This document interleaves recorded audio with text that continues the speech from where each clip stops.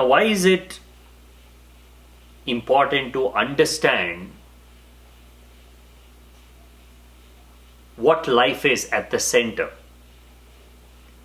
What difference does it make to your life as an individual? Does it add anything at all? Or is it one other distraction? Search for God, search for the Creator, search for ultimate reality. Why to bother about all that if it cannot add something to your being? Give meaning and purpose to your life.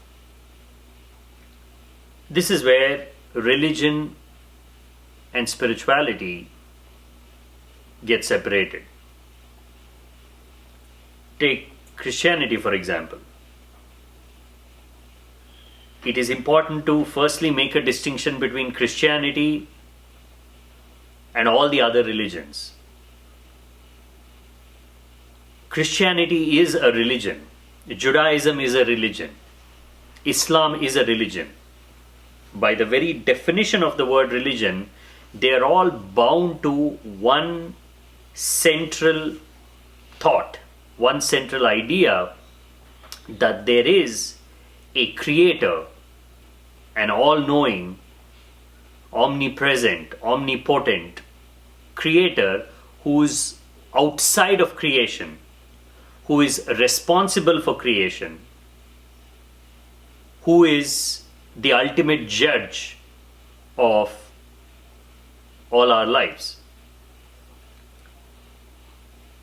Apart from these three religions that share the same monotheistic roots, almost all other religions of the world are not even religions, in the sense that there is no this one central belief in a supreme being or God. In fact, if you look at it this way, Buddhism is totally atheistic. There is no belief in God in Buddhism. The Sakyamuni Buddha, the teacher of wisdom, the teacher of life, is the ultimate longing to understand the Buddha, to connect with the Buddha. And Buddha is not the creator of worlds. He is not the judger of your actions. He represents truth that he has realized within him, and his teachings are a way to get to that truth. Very similar is Hinduism. Although there are many gods, many deities in Hinduism, there is no one central, absolute, authoritative God who is sitting in heaven and judging all human actions. Hinduism in parts is theistic, in parts is even atheistic. You can be a Hindu without even believing in God, without even believing in a creator even. In fact, it is said that ultimately you are the creator. Aham Brahmasmi. The self is the creating entity.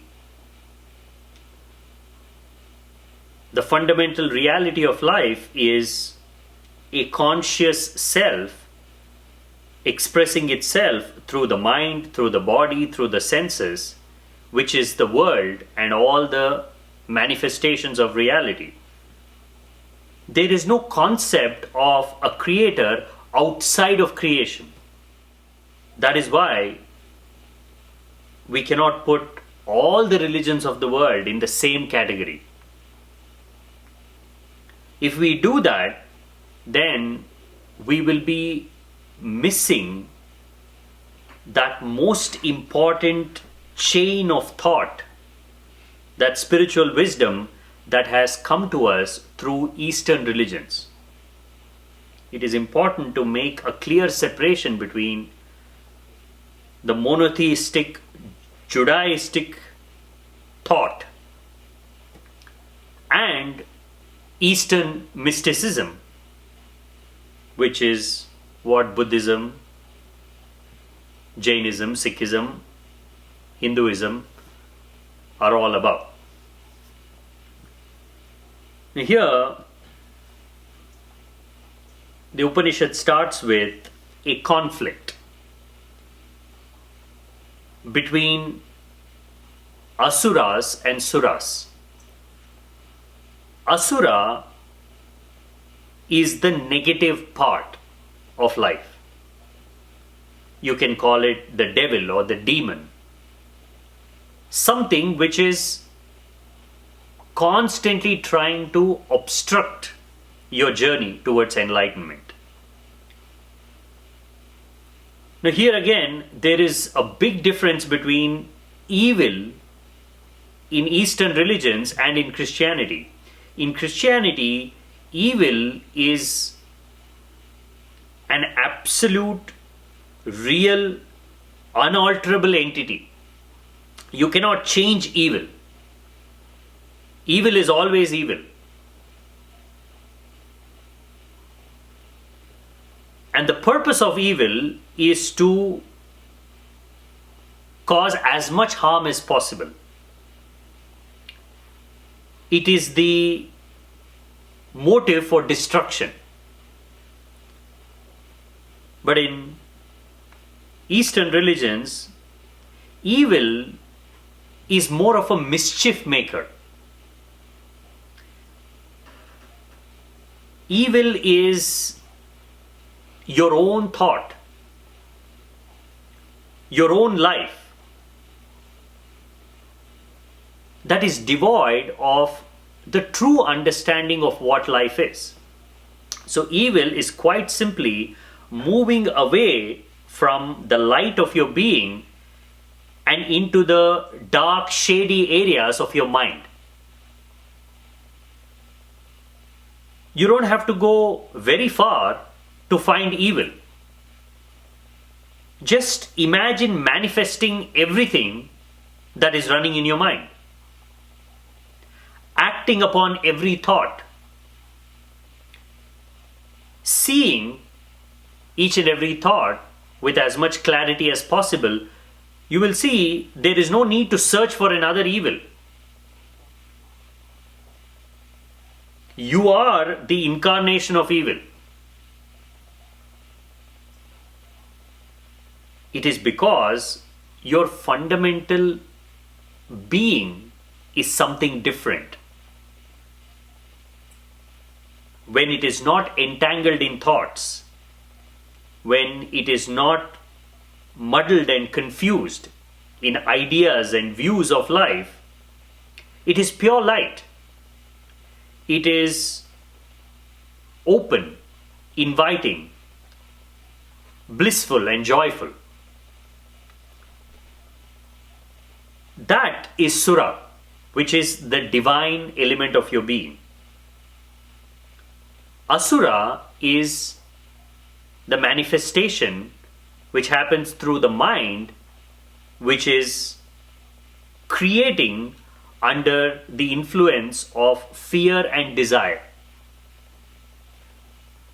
When something not you takes over your being, a desire is not you. It is something additional that is added to your being. Fear is not you. It is a phenomenon. As long as you are operating under the influence of your fears and desires, your actions will not guide you towards the true nature of your being. It will take you farther and farther away. Now, that element of you is referred to as Asura. In Hindu mythology, there is a story of churning the ocean of life for the elixir of immortality. It is said that on one side there are devas or suras trying to churn this ocean of life. On the other side are demons, asuras. Now both are pulling at the ropes. Only devas can truly understand what is it that they are doing. They have full conscious awareness of what is it that they are striving for. Churning of the ocean is quite literally churning of your own inner being till it reveals its own ultimate reality. You keep on exploring the nature of your mind, the nature of your body. You keep going deeper and deeper. Ultimately, that churning will produce the elixir of life, which is gateway to immortality. A path that leads beyond death. But on the other hand, the asuras are only there to ensure that the devas don't get this elixir of life. They don't need this. They don't even know how to use it. They don't even know what to make of it. They are already demons. They are ghosts. They are dead. They cannot make use of elixir of life. They are eternally in that ghostly realm. And yet, they are mischief makers. They want to ensure that they create as much trouble as possible for the asuras. And this process, although it might seem like a clear, absolute separation between good and evil, where an individual has to hold on to the good, has to hold on to the divine part and totally reject the other side, it's actually a complementary process. It is a description of two forces that are operating within you at all times. Every single moment, every decision you make, every thought you generate, you are fighting between your inner divinity and your inner demon. Which one wins depends on which side you're on, depends on your understanding and awareness of what is this whole churning about.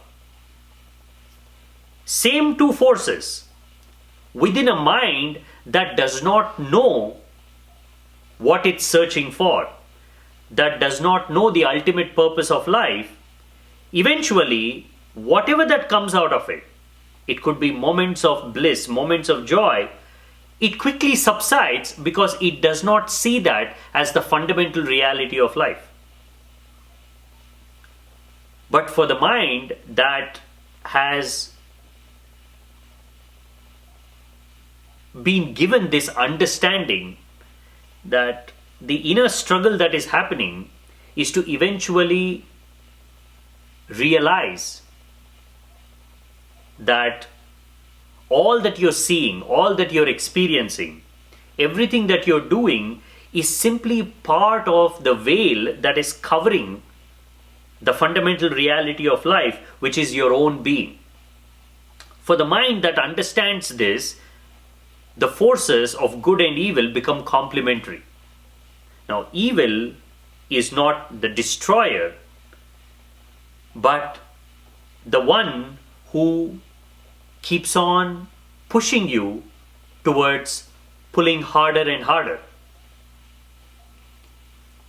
He's the one who ensures that you don't go to sleep. In Hindu mythology, evil is a necessary other half of life. It is a complementary force that gives meaning to life.